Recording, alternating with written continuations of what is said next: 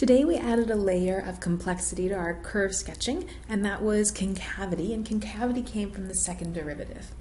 So let's try to sketch this graph, and let's try to use everything we've learned, including concavity.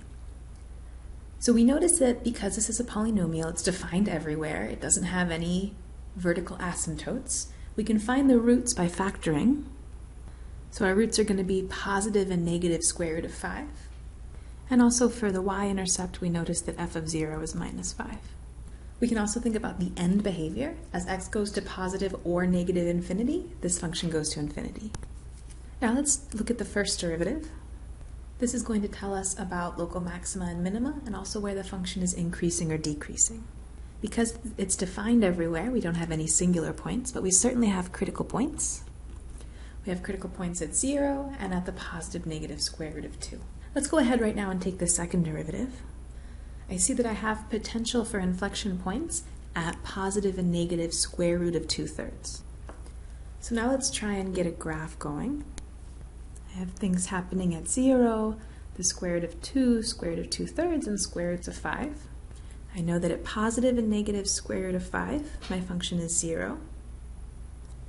And I know that at 0, my function is minus 5.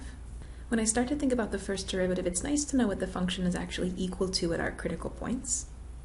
F of negative square root of 2 and f of positive square root of 2 both give me negative 9. And we already knew that f of 0 gives us 5. And if I look at my derivative, I can see that my function is decreasing all the way to negative 2, and then it has a 0 derivative.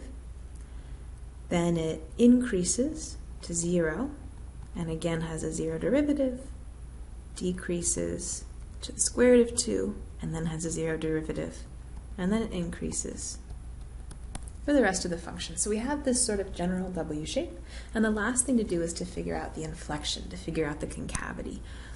If I look here at my second derivative, I have my second derivative is 0 at positive or negative square root of 2/3. When I'm left of the square root of 2/3, I can see that my second derivative is going to be positive, so I'm going to have a concave up function. That's the one shaped like a smiley face. When I'm between minus 2/3 and positive 2/3, I'm going to have a negative second derivative, so it's going to be frowny face. And then from 2/3 on up, I have a positive second derivative, so it's going to be smiley face again. So I have an inflection point at minus 2/3 and an inflection point at positive square root of 2/3. So I'm going to have concave up, and here's where it's going to change to concave down, and here's where it's going to change to concave up again. So I have this inflection point and that inflection point. If we want to notice a little bit more about the concavity, remember concave up means that my tangent lines are going to occur below the function. And if it's concave down, my tangent lines are going to occur above the function.